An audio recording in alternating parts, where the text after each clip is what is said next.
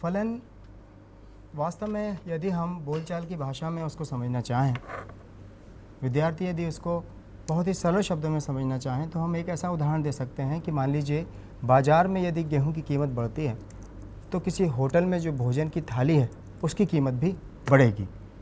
इसका मतलब हुआ कि होटल की जो थाली है भोजन की वो काहे पर निर्भर करती है? बाज़ार में गेहूं की कीमत पर। तो इसलिए होटल की थाली फलन है काय का? बाज़ार की गेहूं की कीमत का। या हम दूसरे शब्दों में ये भी कह सकते हैं कि मान लीजिए किसी कक्षा में 5 विद्यार्थी हैं और वे 4-4 किताबें लेकर आते हैं, तो आज वे 20 किताबें लेकर आए हैं। कल वे कितनी किताबें लेकर आएंगे ये इस बात पर निर्भर करेगा कि कितने विद्यार्थी आते हैं। तो विद्यार्थियों की संख्या पर किताबों की संख्या निर्भर करेगी, इसलिए किताबों की संख्या विद्यार्थियों की संख्या का फलन है। हाँ तो संजय तिवारी जी, आपने जो पहला परिभाषा का जो उदाहरण दिया बहुत ही अच्छा मनोरंजक उदाहरण है, छात्रों आपको समझ में आया होगा। यदि गेहूं की कीमत बढ़ती है तो होटल में खाने का मूल्य भी धीरे धीरे बढ़ेगा। जैसे आपने देखा होगा कि पेट्रोल की कीमत बढ़ती है तो चूँकि इसमें फिर ट्रक है, ट्रेन है, सभी का डीजल है, इनका उपयोग होता है परिवहन के साधनों में, तो अपने आप जो सामान की कीमतें हैं वो भी धीरे धीरे बढ़ने लगती हैं अप्रत्यक्ष रूप से। ये दोनों एक दूसरे पर निर्भर करती हैं, इसलिए एक दूसरे के ये फलन कहलाते हैं। गणितीय रूप में हम इसकी परिभाषा स्क्रीन पर देख सकते हैं, बच्चे चाहें तो उसे नोट भी कर सकते हैं। गणितीय परिभाषा है प्रत्येक सदस्य x अवयव है x के संगत हम सदस्य y अवयव है कैपिटल Y। इस प्रकार लेते हैं कि y बराबर fx, यहाँ y को x का फलन कहते हैं, यहाँ y को f के अधीन x का प्रतिबिंब भी कहते हैं। तो ये इसकी गणितीय परिभाषा है। और फलन को और अधिक समझने के लिए हम कुछ उदाहरणों को हल करेंगे, कुछ प्रश्न हल करेंगे जो कि आपकी परीक्षा में भी पूछे जाते हैं। जैसे कि अभी आप अपने स्क्रीन पर कुछ प्रश्न देख रहे हैं। निम्नलिखित वास्तविक फलनों के लिए परिभाषित f1, f1, f2, f-1 के मान ज्ञात कीजिए। और यहाँ 3 प्रश्न दिए हुए हैं। पहला प्रश्न है fx बराबर 3x धन 4, दूसरा मान है fx बराबर √x ऋण 3 और तीसरा प्रश्न है fx बराबर √x² + 2। हम एक एक प्रश्न को हर एक मान के लिए यहाँ हल करेंगे और आप स्क्रीन पर इसको देखिए कि हम किस तरह से इसको हल करते हैं। हाँ तो छात्रों, ये जो प्रश्न संजय जी ने बताया ये 2.3 प्रश्नावली का पहला प्रश्न है। यदि आप किताब लाए होंगे तो आप किताब खोल के देखें, आपको ये प्रश्न दिख जाएंगे ये, और आपको उतारने में सवाल को जो साले यहाँ से किया जाएगा आसानी होगी। तो आप कृपया किताब खोल लें और आपको ये प्रश्न आपको उसमें दिख जाएंगे। देखिए यहाँ पर हमने उस प्रश्न को लिखा है और किन तीनों के लिए उनके मान चाहिए। fx बराबर 3x धन 4 और हमको मान काय के लिए चाहिए? f1 के लिए, f2 के लिए और f-1 के लिए। तो सबसे पहले हम f1 के लिए मान निकालेंगे। इसका मतलब है कि जहाँ पर भी x होगा वहाँ हम 1 रखेंगे और यहाँ जहाँ x 1 है उसकी जगह हमने 1 लिखा। ब्रैकेट में इसलिए लिखा कि बच्चे उसको 31 ना समझ लें, इसलिए उसे ब्रैकेट में अलग से लिखकर हम बताएंगे। 3 का हमने 1 में गुणा किया तो 3 आया, धन 4 बराबर 7। तो पहला जो हमारा फलन fx बराबर 3x धन 4 है उसके लिए f1 का मान कितना है? 7। इसी प्रकार इसी फलन में हम दूसरा मान रखेंगे। दूसरा मान है हमारे पास 2। 3 x की जगह पर लिखा है 2 + 4, ये इंटू है। तो 3 का जब हम 2 में गुणा करेंगे तो 6 धन 4 बराबर 10। एक बार और मैं इन दोनों को फलनों को आपके सामने बताना चाहूँगा कि हम काहे के लिए मान निकाल रहे हैं? fx बराबर 3x धन 4 के लिए। मतलब संजय जी यहाँ पे जो x का मान है जैसे आपने निकाला कि f1 है, f2 है, f3 है, मतलब जहाँ पे जो x दिया हुआ है उसकी जगह हम क्या रख देंगे? 1 रख देंगे। f2 है तो x की जगह हम यहाँ पे 2 रख देंगे और f-1 है तो x की जगह यहाँ पे हम -1 रख देंगे। इसी प्रकार में आप देखेंगे जो आपको दिख रहा है कि जो पहला प्रश्न संजय जी ने किया है 3x + 4 उसमें f1 का मान निकालना है। तो x की जगह पे बड़ी आसानी से संजय जी ने 1 रखा, 3 गुणा 1 धन 4, 3 एकम 3 और धन 4। संजय जी ने कहा कि ब्रैकेट में 1 लिया गया है कि बच्चे कभी क्या होते हैं कि यदि मान लीजिए -1 हो और 31 ना समझ जाए या -1 को -3 ना समझ जाए, इसलिए कभी भी जब 1, 2 या -1 का मान रखना हो, इन संख्याओं को ब्रैकेट में रखने से क्लियर हो जाता है, समझ में आ जाता है कि किस वस्तु का हमें मान या किस फंक्शन का हमें इसमें मान, फलन का हमें मान निकालना है। आइए अब हम इसी फंक्शन में तीसरा वाला जो मान है f-1 उसको हल करके देखेंगे। x की जगह हमें रखना है -1, 3 -1 धन 4 बराबर 3 का जब हम एक बात ये बात ध्यान रखिए बच्चों कि जब भी ऋण की संख्या का गुणा हो तब आपको विशेष सावधानी रखनी है। 3 का ऋण 1 में हम गुणा करेंगे तो आएगा ऋण 3 धन 4, और जब एक संख्या धन की होती है और एक ऋण की होती है तो बड़ी में से छोटी को घटाकर हम बड़ी संख्या का चिन्ह लगाते हैं, अर्थात धन 1। तो इस प्रकार हमारे उत्तर क्या क्या है, 7, 10 और 1। तो हमारे 3 उत्तर प्राप्त हुए, 7, 10 और 1। मतलब जब हमने f1 का मान निकाला तो 7 आया, f2 का मान निकाला तो 10 आया, और f-1 का मान निकाला तो धन 1 प्राप्त हुआ। तो इसी प्रकार हाँ छात्रों, आपने देखा कि जो पहला प्रश्न था संजय जी ने फंक्शन ऑफ x बराबर 3x + 4, उसमें इन्होंने 3 मान निकाले हैं। सवाल 1 है, मान 3 है। किस प्रकार से है? पहले f1 लिया उन्होंने, फिर उन्होंने f2 लिया और फिर इन्होंने f-1 लिया। f1 का उत्तर आपने देखा 7 आया, f2 का उत्तर देखा आपने कि 10 आया, और f-1 का आपने देखा कि उत्तर कितना आया, 1 आया। लास्ट वाले सवाल में आपने देखा होगा कि -3 और धन 4, धन की संख्या 4 बड़ी है, इसलिए उत्तर भी धन में आएगा। उत्तर कितना आया, 1। अब संजय जी आपके सामने दूसरा प्रश्न और लेके आ रहे हैं, ध्यान दें आप इस पे। दूसरा फलन था हमारा f(x) बराबर अंडर-रूट या वर्गमूल का चिन्ह x ऋण 3। इसमें भी हमको वही मान निकालने हैं, f1 का, f2 का और f-1 का। सबसे पहले हम निकालेंगे f1 का मान। f1 बराबर अंडर-रूट, जहाँ भी x है वहाँ हमको 1 रखना है, 1 - 3। तो f1 बराबर अंडर-रूट 1 - 3 आएगा -2। मैंने जैसा आपको बताया था कि जब एक संख्या धन की और एक ऋण की होती है तो बड़ी में से छोटी को घटाकर हम बड़ी संख्या का चिन्ह लगाते हैं। अब ये जो ऋण तो आया है, वर्गमूल के अंदर यदि ऋणात्मक संख्या इस तरह से आए तो हम इसे कहते हैं कि ये अपरिभाषित है, परिभाषित नहीं है। आइए इसी में हम अब f2 का मान निकालते हैं, f2 का मान निकालते हैं। x की जगह हमें रखना है 2, जहाँ भी x है वहाँ रखेंगे 2, और बाकी जो संख्याएं हैं उनको हम वैसा ही लिखा रहने देंगे।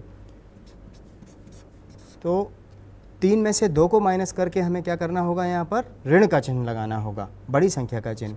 तो ऋण 1 आया, ये भी परिभाषित नहीं है। इनको एक बार मैं पुनः बताना चाहूँगा कि हमारा जो दूसरा वास्तविक फलन हमने लिया था वो था f(x) बराबर वर्गमूल का चिन्ह या अंडर-रूट x - 3। इसमें हमें मान काय के निकालने हैं, f1 के, f2 और f-1 के लिए।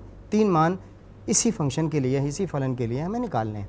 तो सबसे पहले हमने निकाला f1 का मान। तो क्या करेंगे हम, जहाँ भी x है वहाँ पर हमको रखना है 1, x के स्थान पर 1। f1 का मान निकाला है हमने तो x की जगह पर रखा 1, ऋण 3 को उसी तरह से लिख दिया जैसा कि प्रश्न में दिया है। और जब एक संख्या धन और एक ऋण की होती है, जैसा कि मैंने पहले भी बताया, तो बड़ी में से छोटी को घटाकर बड़ी संख्या का चिन्ह हम लगा देते हैं। 3 में से 1 को घटाया और बड़ी संख्या 3 है इसलिए ऋण का चिन्ह हमने लगा दिया। अंडर-रूट 2, यहाँ पर मैंने बताया है कि जब वर्गमूल के अंदर ऋणात्मक संख्या आती है तो हम उसे कहते हैं कि वो अपरिभाषित है, यह परिभाषित नहीं है। तो संजय जी यहाँ पे जैसे और भी वर्गमूल वाले प्रश्न हो और उसमें फंक्शन का मान निकालना हो, फलन का मान निकालना हो, तो आपका कहना है कि जब भी वर्गमूल या करनी के अंदर, करनी अपन इसको कहते हैं, करनी के अंदर जब भी माइनस का चिन्ह हो तो वो परिभाषित नहीं होता है, और यदि धन चिन्ह आ जाए तो वो परिभाषित होता है। जैसे आप मान लें कि करनी के हम सवाल कर रहे हैं और फलन के कर रहे हैं सवाल, उसमें करनी -1 आ जाता है तो यह अपरिभाषित कहलाएगा, क्योंकि -1 जो है वो काल्पनिक संख्या हो जाती है, इमेजनरी नंबर कहलाता है। और इस कारण यहाँ पे जैसे धन 2 है और √2 है तो ये परिभाषित होंगी, जिसको हम संख्या रेखा पे भी प्रदर्शित कर सकते हैं। और अब विद्यार्थियों तीसरा वाला जो मान है वो है इसी फलन के लिए। हमारा फलन सबसे पहले हम लिखेंगे f(x) बराबर √(x)-3। अब हमें मान निकालना है f(1) के लिए, तो x के स्थान पे हमें रखना है ऋण 1। करनी का चिन्ह या वर्गमूल का चिन्ह लगाया हमने, x की जगह ऋण 1 और ऋण 3। तो ये आएगा, जब दोनों संख्या ऋणात्मक होती हैं तो दोनों को हम जोड़ लेते हैं, लेकिन चिन्ह हम ऋण का लगाते हैं। तो f(1) जो फलन है हमारा, उसका उत्तर क्या आया, अंडर रूट या वर्गमूल का चिन्ह ऋण 4। ये भी इस प्रकार परिभाषित हमने, नहीं है। ये भी परिभाषित नहीं है। इस प्रकार हमने f(x) बराबर वर्गमूल का चिन्ह या √(x-3) के लिए तीनों के मान निकाले, f(1) के, f(2) के और f-1 के लिए। अब जो तीसरा वाला फंक्शन हमको दिया है उसको हम हल करेंगे इन तीनों मानों के लिए, क्योंकि परीक्षा में आपको ये प्रश्न पूछा जाता है और यदि आप बहुत ध्यान से इसको समझेंगे तो ये बहुत ही सरल प्रश्न है। अगला फंक्शन है हमारे पास f(x) बराबर √(x² + 2), x की घात 2 धन 2। इसके लिए भी हमें उन तीनों के मान निकालने हैं, यानी कि f(1), f(2) और f-1। सबसे पहले हम निकालेंगे f(1) का मान। x की जगह पर 1 रखा, यहाँ भी x की जगह पर 1 रखा, लेकिन अब क्योंकि यहाँ x की घात 2 है यानी वर्ग है उसका, तो यहाँ 1 का वर्ग हमको करना होगा। वर्गमूल का चिन्ह लगाएंगे, 1 का वर्ग 1 ही आएगा और धन 2, फिर वर्गमूल का चिन्ह लगाकर हम लिखेंगे 2 धन 1 3, √3, यानी f(1) का मान हमारे पास आ गया √3। अब बाकी हम इसके लिए 2 मान और निकालेंगे। हमारा जो फंक्शन है वो वही है f(x) बराबर √(x-3). अब हमको x² धन 2, अच्छा, ये x² धन 2 धन 2 ये वाला हम कर चुके हैं। अब x² + 2 के लिए मान निकालना है। काहे का मान निकालना है, f(2) के लिए। x की जगह पर हमें रखना है 2 बराबर अंडर रूट, ये हमारा है x² धन 2। x की जगह पे हमें क्या रखना है, 2 का स्क्वायर धन 2। तो जब हम 2 का स्क्वायर करेंगे तो आएगा 4 धन 2 बराबर 4 और 2 6। मतलब f(2) के लिए हमारा उत्तर आया √6। फिर से एक बार मैं से बताना चाहूँगा कि फंक्शन है हमारा, जो फलन है वो है f(x) बराबर √(x² + 2). हमको निकालना है f(2) का मान, मतलब कि जहाँ पर भी x है वहाँ हमें 2 रखना है। x के स्थान पर 2 रखा हमने, तो यहाँ पर x की जगह पर 2 रखा है, लेकिन चूंकि x का भी वर्ग है इसलिए हमें 2 का भी वर्ग करना होगा। तो 2 का वर्ग हम करेंगे 4 और धन 2 करेंगे तो 4 और 2 होगा 6, √6। यानी ये जो हमारा फलन है f(x) बराबर √(x² + 2), उसमें f(2) का मान है √6। अब इसमें हमारा एक मान और रह गया है f-1 का। फलन हमारा वही है f(x) बराबर √(x² + 2). हमें मान निकालना है f(1) के लिए। तो x की जगह पे हम रखेंगे ऋण 1 बराबर अंडर रूट का साइन, वर्गमूल का चिन्ह, ऋण 1 का वर्ग धन 2 बराबर अंडर रूट। ऋण 1 का जब हम वर्ग करेंगे इसका मतलब है ऋण 1 का गुणा ऋण 1 में, तो आएगा धन 1 धन 2, तो बराबर यहाँ कितना हो जाएगा √3। तो ये हमारा तीसरा उत्तर प्राप्त हुआ। तो छात्रों, आपने देखा कि संजय जी ने 3 प्रकार के फलन, पहला फलन था 3x धन +4, 3x धन 4। दूसरा फलन था फंक्शन ऑफ x या फलन x बराबर वर्गमूल x-3, और तीसरा फलन था फंक्शन ऑफ x या फलन x बराबर वर्गमूल x² धन 2। बड़े अच्छे तरीके से उन्होंने तीनों सवालों के 3-3 मान आपको निकाल के दिए। मान क्या निकालने थे, f(1), F2 और F-1 तीनों आपने देखे सवाल और छात्रों आपको समझ में आए होंगे। फिर भी आपकी खास कोई यदि कोई जिज्ञासा रह जाती है इस प्रश्नों के संबंधित तो आप अपने शिक्षक से पूछिए और शिक्षक आपकी समस्या का हल करेंगे। अब संजय जी आपको आगे फलन के अंतर्गत आपने देखा होगा कि 2.3 प्रश्नावली में जो सवाल अंतिम सवाल है, इसका 5वां 6वां सवाल है, वो आपको ग्राफ का सवाल कहलाता है, अक्षों का सवाल कहलाता है, समकोणीय निर्देशांकों का सवाल कहलाता है। उसको आपके सामने कैसे प्रदर्शित करते हैं आप सामने देखें। संजय जी बताएं छात्रों को। प्रिय विद्यार्थियों, अगला जो प्रश्न है हमारा वो है समकोणिक निर्देशांक पद्धति पर। इस सवाल को हल करने से पूर्व हमें ये जानना होगा कि समकोणिक निर्देशांक पद्धति क्या है। संजय यहाँ पे समकोणिक का मतलब क्या होता है, समकोण क्यों कहते हैं इसको? इसलिए इसको समकोणिक निर्देशांक पद्धति कहते हैं कि यहाँ जो दोनों अक्ष होते हैं एक दूसरे पर समकोण बनाते हैं। एक ऊर्ध्वाधर मतलब होता है और एक क्षैतिज अक्ष होता है। एक्स और वाई एक्सिस को अपन लेते हैं, उसको मतलब ये एक दूसरे को 90 डिग्री पे काटते हैं। हाँ, इसलिए इनको हम समकोणिक निर्देशांक पद्धति कहते हैं। आइए अब हम स्क्रीन पर आपको ये बताएं कि समकोणिक निर्देशांक पद्धति क्या होती है और कैसे हम इसको दर्शाते हैं।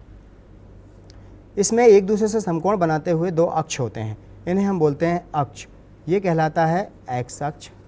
क्षैतिज जो होता है उसे एक्स अक्ष कहते हैं और जो ऊर्ध्वाधर होता है उसे हम कहते हैं वाई अक्ष। जी इसको थोड़ा सा डार्क कर दीजिए, ये बीच में जो ऊर्ध्वाधर अक्ष इसको थोड़ा गाढ़े से दिखा दीजिए, स्क्रीन पे थोड़ा साफ दिखाई देगा। ये एक दूसरे से 90 डिग्री का कोण बनाते हैं और इसीलिए हम इनको बोलते हैं समकोणिक निर्देशांक पद्धति। यहाँ पर एक बात विशेष ध्यान देने की यह है कि एक्स अक्ष पर हम सभी धनात्मक अंकों को प्रदर्शित करते हैं, धन 1, धन का 2, धन 3, धन 4 इत्यादि। और यहाँ जो एक्स डैश का अक्ष है वहाँ पर हम ऋणात्मक निर्देशांकों को प्रदर्शित करते हैं, ऋण 1, ऋण 2, ऋण 3, ऋण 4 इत्यादि।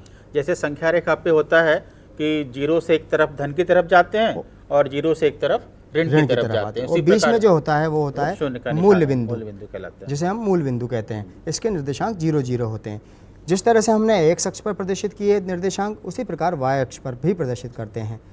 यहाँ धनात्मक निर्देशांक होते हैं, धन 1, धन 2, धन 3, धन 4 और नीचे की ओर ऋणात्मक निर्देशांक होते हैं, ऋण 1, ऋण 2, ऋण 3, ऋण 4 इत्यादि। इसमें बच्चों बहुत एक विशेष बात समझने की यह है कि हम इसके इस पहले भाग को प्रथम चतुर्थांश कहते हैं।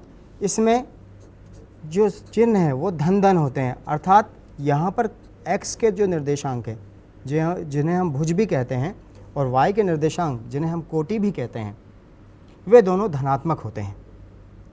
इसके बाद जो द्वितीय चतुर्थांश है ये कहलाता है हमारा प्रथम चतुर्थांश, ये कहलाता है द्वितीय चतुर्थांश। इसमें क्या होता है, इसमें x के जो निर्देशांक हैं वो तो ऋणात्मक होते हैं लेकिन y के निर्देशांक धनात्मक होते हैं। मतलब संजय जी जो पहला चिन्ह आप दिखा रहे हैं वो x को दिखाता है और जो बाद वाला चिन्ह वो हमेशा वो y को दिखाता है। जैसे आपने प्रथम पद में दोनों धन लिए तो पहला धन x का है, दूसरा धन y का है और दूसरे निर्देशांक में आपने दूसरे पद में आपने पहला धन का लिया है और दूसरा ऋण का लिया है, तो पहला वाला x का कहलाएगा, दूसरा वाला y का कहलाएगा। तृतीय चतुर्थांश में क्या होता है, तृतीय चतुर्थांश में ऋणात्मक होता है x और ऋणात्मक होता है y, यानी कि इसमें दोनों निर्देशांक जो होते हैं x और y के वो दोनों ऋणात्मक होते हैं। और चतुर्थ चतुर्थांश जो है हमारा इसमें x धनात्मक होता है और y ऋणात्मक होता है। इस पद्धति को हम कहते हैं समकोणिक निर्देशांक पद्धति। इसको मैं चाहूँगा कि एक बार मैं और आप लोगों को अच्छी तरह से समझाऊँ, क्योंकि आगे जो भी प्रश्न हम करने वाले हैं वो सब इसी पर आधारित हैं। तो यदि ये आप अच्छी तरह से समझेंगे तो आप उन निर्देशांकों को भी सही निरूपित कर सकेंगे। तो आइए समकोणिक निर्देशांक पद्धति को एक बार और समझें। इस पद्धति को समकोणिक निर्देशांक पद्धति इसलिए कहते हैं क्योंकि इसके जो अक्ष हैं, एक ऊर्ध्वाधर अक्ष होता है और एक क्षैतिज अक्ष होता है, वो एक दूसरे पर समकोण बनाते हैं, इसलिए हम इसको समकोणिक निर्देशांक पद्धति कहते हैं। क्षैतिज एक्स कहलाता है और ऊर्ध्वाधर वाई वाई कहलाता कहलाता है। है। एक्स अक्ष को हम भुज भी कहते हैं और वाई अक्ष के निर्देशांकों को हम कोटि भी कहते हैं। तो हम इसमें क्या करते हैं कि एक्स अक्ष के जो निर्देशांक हैं उनको धनात्मक हम लेते हैं मूल बिंदु से एक और हमारे सीधे हाथ की ओर, और उल्टे हाथ की तरफ हम इनको लेते हैं ऋणात्मक निर्देशांक। इसी प्रकार ऊपर की ओर वाई अक्ष के धनात्मक निर्देशांक होते हैं और नीचे की ओर वाई अक्ष के ऋणात्मक निर्देशांक होते हैं, और बीच में हम 0 0 से प्रदर्शित करते हैं जिन्हें मूल मूल बिंदु बिंदु कहते हैं। मतलब मूल बिंदु के निर्देशांक हम 0 0 कहते हैं। इसके उपरांत जो इसके ये चारों भाग हैं, हमने देखा कि ये जो पूरा हिस्सा है ये 4 भागों में बटा है। पहला हिस्सा जो कहलाता है वो कहलाता है प्रथम चतुर्थांश, फर्स्ट क्वाड्रेंट। इसमें क्या होता है, भुज और कोटि यानी एक्स अक्ष और वाई अक्ष दोनों के निर्देशांक धनात्मक होते हैं। द्वितीय में एक्स अक्ष के निर्देशांक ऋणात्मक होते हैं और वाई के निर्देशांक धनात्मक होते हैं। तृतीय चतुर्थांश में दोनों ऋणात्मक होते हैं, एक्स के भी और वाई के दोनों निर्देशांक, और चतुर्थ चतुर्थांश में एक्स के निर्देशांक तो धनात्मक होते हैं लेकिन वाई के निर्देशांक ऋणात्मक होते हैं। एक और बात अच्छी तरह से इसको आप समझ सकते हैं, एक तरीका है इसमें कि प्रथम और तृतीय चतुर्थांश जो है उसमें एक जैसे चिन्ह है। प्रथम चतुर्थांश में दोनों धनात्मक हैं और तृतीय में दोनों ऋणात्मक है। यहाँ द्वितीय में पहला ऋणात्मक दूसरा धनात्मक है और चतुर्थ में पहला धनात्मक दूसरा ऋणात्मक है। इस तरह से विद्यार्थी इसको याद रख सकते हैं। आइए अब हम कुछ प्रश्न इसके हल करके देखेंगे, जो कि अभी आप स्क्रीन पर एक बार और इन प्रश्नों को देख लीजिए, फिर हम उनको समकोणिक निर्देशांक पद्धति से हल करके बताएंगे। दूसरा प्रश्न है हमारा, पहला जैसा कि फलन था वो अभी हमने हल करके किया। इसके उपरांत दूसरा प्रश्न है, निम्नलिखित बिंदुओं का समकोणिक निर्देशांक पद्धति में निरूपण कीजिए। अब बिल्कुल प्रारंभ से हम इस प्रश्न को कैसे करेंगे वो मैं बता रहा हूँ आपको, ये आप देखेंगे यहाँ। सबसे पहला काम है हमारा कि हम 2 अक्ष बनाएंगे, ऊर्ध्वाधर अक्ष और एक क्षैतिज अक्ष। इनको बनाने के बाद हम ये देखेंगे कि हमारे पास जो संख्याएं दी गई हैं वह कितनी कितनी हैं, उनका हम निरूपण करेंगे। क्योंकि धनात्मक संख्याएं हमको यहाँ वाई अक्ष में 6 तक की दी हुई है। पहले हमने यहाँ पर डाला x और इधर डाला वाई अक्ष, नीचे y डैश और यहाँ x डैश। सबसे पहले बनाया मूल बिंदु, उसके बाद सीधे हाथ की ओर हमारे धन 1, धन 2, धन 3, धन 4, धन 5। उल्टे हाथ की तरफ ऋण 1, ऋण 2, ऋण 3, ऋण 4। y के निर्देशांक धनात्मक ऊपर की ओर, क्योंकि हमें 6 तक लेना है, यहाँ पर निर्देशित किया हुआ है इसलिए हम इसको 6 तक लेंगे। 1, 2, 3, 4, 5 और ये निर्देशांक यहाँ पर 6। y के ऋणात्मक निर्देशांक जो होते हैं वो नीचे की ओर होते हैं, ऋण 1, ऋण 2, ऋण 3, ऋण 4, ऋण 5। अब जो हमारा प्रश्न है इसको हम देखेंगे कि हमारे प्रश्न में क्या इंगित किया हुआ है और हमको कहाँ कहाँ इनका निरूपण करना है। जैसे पहला वाला निर्देशांक आप देख रहे हैं, ये है 1 और 0, मतलब x अक्ष पर 1 और y अक्ष पर 0। तो x अक्ष पर 1 तो यहाँ है और y अक्ष का 0 है, तो जो भी पूरा x अक्ष होता है वहाँ y निर्देशांक हमेशा 0 होते हैं। इसका अर्थ हुआ कि ये जो बिंदु हमारा है, इस बिंदु को, जिसको मैं ऐसे गोला बनाकर आपको बता रहा हूँ, ये बिंदु है हमारा 1 और 0, क्योंकि यहाँ पर x निर्देशांक 1 है और y निर्देशांक 0 है। दूसरा हमको निरूपण करना है -3 और 6 का। -3 के लिए x अक्ष पर हम ऋणात्मक दिशा में आएंगे, ऋण 3 यहाँ है, और धन 6 कहाँ है हमारा, इस जगह पर है। तो ये जो दोनों बिंदु हैं ये दोनों कहाँ मिलेंगे, मान लीजिए हम स्केल से इस तरह से इसको एक अंदाज़ लगाएं, उसको बिल्कुल सीधा खींचें, तो ये जो बिंदु है इस बिंदु पर -3 और 6 मिलेंगे, जहाँ पर हम एक इस तरह से गोला बनाकर और उसको लिख देंगे -3 और 6, यानी x निर्देशांक ऋण 3 है और y निर्देशांक 6 है। और तीसरा हमको निर्देशित करना है, इसमें निरूपण करना है -1 -2 का, यानी दोनों माइनस के। तो दोनों माइनस के कहाँ होंगे? जैसा कि मैंने आपको बताया था कि जो हमारा तृतीय चतुर्थांश है उसमें दोनों माइनस के होते हैं। तो ऋण 1, x का ऋण 1 यहाँ है और y का ऋण 2 यहाँ है, तो दोनों एक दूसरे पर यहाँ मिलते हैं इस बिंदु पर, तो इसको हम बोलेंगे ऋण 1 ऋण 2। पुनः इसको एक बार और समझें। आप चाहें तो दो रेखाओं द्वारा भी आप इनको इस तरह से मिलाकर प्रदर्शित कर सकते हैं कि ऋण 3 यहाँ पर आ गया और ऋण 6 ये आ गया।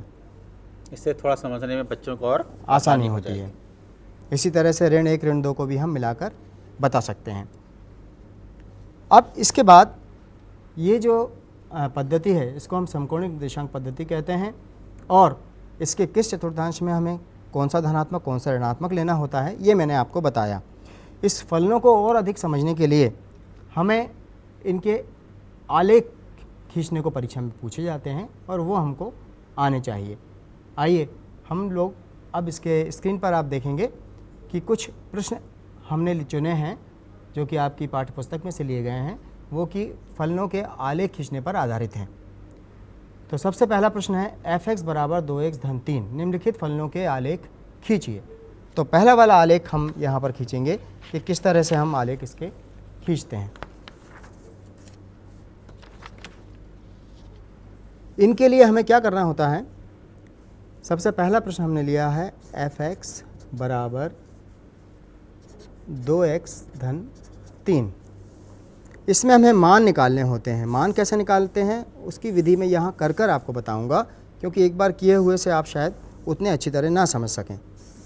बहुत ध्यान से आप देखेंगे और जिस बिंदु पर भी आपको कोई परेशानी हो, कोई जिज्ञासा हो, आप ज़रूर उसको पूछें। सबसे पहले हम इस तरह का एक अलग अलग खानों का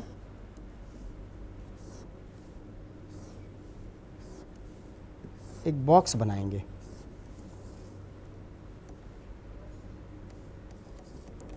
यहाँ हमने x के मान लिखेंगे और इधर दूसरे खाने में f(x) के मान लिखेंगे। कैसे हम मान निकालेंगे इसको आप ध्यान से समझिए। हमारा फलन है f(x) बराबर 2x धन 3। इसके उपरांत हम स्वयं सोचकर कुछ मानों को लेंगे और उसके लिए x के लिए f(x) के क्या मान आते हैं, मतलब x का मान रखने पर जो फलन f(x) है उसके क्या मान आते हैं ये हम निकालेंगे। तो मान लीजिए हमने सबसे पहले यहाँ पर इस तरह से शुरू करेंगे, ऋण 3 ऋण 2 ऋण 1 0, फिर धन 1 धन 2 धन 3। जो मान रखेंगे हम सबसे पहले ऋण 3 रखेंगे, ये अंदाज से लिए जाते हैं जी, अंदाज से लिए जाते हैं। उसके बाद ऋण 2 रखेंगे, फिर ऋण 1 रखेंगे, फिर 0 रखेंगे, फिर धन 1, फिर धन 2, फिर धन 3। इतने बिंदु हम प्राप्त करेंगे किसी आलेख पर और फिर उसका हम निरूपण करेंगे। अब हम ये देखते हैं कि x के इन मानों के लिए f(x) के क्या मान है। सबसे पहले मैंने फलन लिखा f(x) बराबर 2x धन 3। तो पहला मान निकालूंगा मैं ऋण 3 के लिए। ऋण 3 बराबर 2, x की जगह हमें रखना है ऋण 3 धन 3। 2 का हम गुणा करेंगे ऋण 3 से तो आएगा ऋण 6 धन 3। मैंने आपको बताया कि जब एक संख्या ऋणात्मक होती है एक धनात्मक होती है तो बड़ी में से छोटी को घटाकर हम बड़ी संख्या का चिन्ह लगाते हैं। तो 6 में से 3 घटाकर हम यहाँ पर लगाएंगे ऋण 3। अर्थात ऋण 3 के लिए हमारे f(x) का मान भी क्या आया, ऋण 3। इसके उपरांत हम और मान निकालेंगे। दूसरा मान है हमारा ऋण 2 के लिए। आइए, फलन है हमारा f(x) बराबर 2x धन 3। विद्यार्थियों को ये मान निकालना अवश्य आना चाहिए, क्योंकि यदि हम इस तरह के मान नहीं निकाल पाएंगे तो हम इन फलनों का आलेख पर निरूपण करना संभव नहीं होगा हमारे लिए। और परीक्षा में भी यह प्रश्न अति महत्वपूर्ण प्रश्न है। 2.3 प्रश्नावली के अंतिम सवाल है। जी हाँ। अब हम x की जगह रखेंगे ऋण 2, क्योंकि दूसरा हमारा खाने में हमने क्या लिखा था, ऋण 2। x की जगह लिखा ऋण 2, उसे अलग से ब्रैकेट में लिखेंगे ताकि हम उसको कहीं अलग संख्या समझने की भूल ना करें। x की जगह ऋण 2 लिखा हमने। 2 और 2 का गुणा कर दिया, ऋण 4 धन 3, 4 में से 3 घटाएंगे 1 आएगा, लेकिन बड़ी संख्या ऋण की है इसलिए ऋण 1। तो यहाँ पर हमारे पास मान क्या रखेंगे हम, ऋण 1। इस तरह के मान इसमें हम भरते जाएंगे। अगला मान रखना है हमें, वही फलन है हमारा, तो x धन 3, लेकिन हमें मान रखना है ऋण 1 का, तो ये हो जाएगा 2 ऋण 1 धन 3। अब आप अच्छी तरह समझ गए होंगे, इसलिए मैं थोड़ा सा आपको शीघ्रता से बता रहा हूँ। तो ऋण 2 धन 3, यहाँ पर फिर हमारा उत्तर आएगा धन 1, क्योंकि बड़ी संख्या धन की है। और यहाँ पर हम इस आलेख में इसको रख देंगे मान धन 1। इसके उपरांत हमको निकालना है मान 0 का। हमारा फलन वही है f(x) बराबर 2x धन 3। x के स्थान पे हमें रखना है 0। आप जानते हैं कि 0 का किसी भी संख्या में गुणा होने से 0 ही आता है। तो इस तरह हमारा मान आया 3। 0 के लिए हमारा मान 3 आया, वो मैंने इस लिस्ट में लिख दिया। इसके बाद हमें निकालना है मान धन 1 का। x की जगह लिखेंगे धन 1 धन 3, 2 धन 3 अर्थात 5। इस मान को हम हमारी सारणी में लिख देंगे। धन 1 के लिए मान आया 5। इसके उपरांत हमें लिखना है मान काहे के लिए, धन 2 के लिए, 2 धन 2 धन 3, तो ये हमारा मान आया 4, 4 धन 3 अर्थात 7। तो हमारा अगला मान हम सारणी में लिखेंगे 7। और अंतिम हमारा मान निकालना है हमको 3 के लिए। तो ये मान हमारा आया 2 × 3 धन 3, 6 धन 3 अर्थात 9। तो ये वाला भी मान अपन इसमें लिख देंगे। इस प्रकार हमें, आप देख रहे होंगे कि इस सारणी में सारे मान प्राप्त हो गए हैं। x के लिए ऋण 3 ऋण 2 ऋण 1 0 के मान, धन 1 धन 2 धन 3 के मान, f(x) में क्या आएंगे वो सारे मान हमने लिख लिए। अब इन मानों का हम संख्या रेखा पर निरूपण कैसे करेंगे, ये आप बहुत ध्यान से समझिए। सबसे पहले हमें वैसा ही करना है जैसा कि अभी हमने पहले एक क्षैतिज अक्ष खींचा था और एक ऊर्ध्वाधर अक्ष हमने खींचा। x x डैश ये आप जानते ही हैं, y y डैश यह हमने निरूपण किया। 1 2 3 4 5 6 7 8 9। इसी तरह ऋणात्मक हमने किया ऋण 1 ऋण 2 ऋण 3 ऋण 4 ऋण 5। यहाँ धनात्मक 1 2 3 4 5 6। यहाँ ऋणात्मक ऋण 1 ऋण 2 ऋण 3 ऋण 4 ऋण 5 और ये मूल बिंदु। अब हम यहाँ पर x अक्ष पर तो x का प्रदर्शन करेंगे, लेकिन हम जो y अक्ष ले रहे हैं उस y अक्ष पर हम f(x) प्रदर्शित करेंगे। तो जैसे हमारा पहला बिंदु था, आप इसको एक बार देखिए, ऋण 3 और ऋण 3, यानी x पर ऋण 3 हमारा मान है और f(x) पर भी ऋण 3 है। तो x पर ऋण 3 हमारा आएगा इस बिंदु पर, और y अक्ष पर जो ऋण 3 है वो आएगा हमारा नीचे इस बिंदु पर। तो यहाँ पर हम एक गोला लगाएंगे और वहाँ लिखेंगे ऋण 3 ऋण 3। अगला x पर -2 और f(x) पर ऋण 1। x पर -2 और f(x) पर ऋण 1, तो इसका मतलब है ये बिंदु हमारा हुआ इस स्थान पर -2 ऋण 1, ऋण 1 धन 1, x का ऋण 1 y का धन 1, तो वो आएगा इस बिंदु पर। इसके उपरांत मैं सीधे बिंदु आपके सामने बना रहा हूँ। 0 और 3, 0 और 3, यानी 0 x अक्ष पर और y अक्ष पर 3, यानी वो बिंदु इस जगह पर आएगा 0 और 3। 1 और 5, x पर 1 y पर 5, तो वो बिंदु हमारा। इस तरह से हम एक छोटा सा गोला बना देंगे, 1 और 5 वहाँ हम लिख देंगे। 2 और 7, 2 बिंदु और यहाँ आएगा आगे 7। 2 और 7 के लिए f(x) का मान हमने रख दिया। उसके बाद 3 और 9, यानी x अक्ष पर 3 और y अक्ष पर 9, जो यहाँ पर हमने अभी डाला नहीं है। तो ये जो बिंदु हैं, इन सभी बिंदुओं को हम क्या करेंगे कि एक रेखा द्वारा आप इनको मिला देंगे। जिस तरह से ये सारे बिंदु आपस में मिल जाएं, तो ये जो निरूपण होगा हमारा वो f(x) बराबर 2x धन 3 इस फलन का आलेखीय निरूपण कहलाएगा। हाँ, तो छात्रों, आपने आज देखा कि कक्षा 9 में पाठ 2 के अंतर्गत वास्तविक संख्याएं, फलन और आलेख में आज संजय तिवारी सर ने आपको फलन और आलेख के बारे में एक एक बिंदु का विस्तार पूर्वक आपसे उन्होंने चर्चा की, समझाया। फिर भी और इससे संबंधित समस्याएं यदि कुछ हों तो आप अपने शिक्षकों से इसको क्लियर कर सकते हैं, पूछ सकते हैं। धन्यवाद।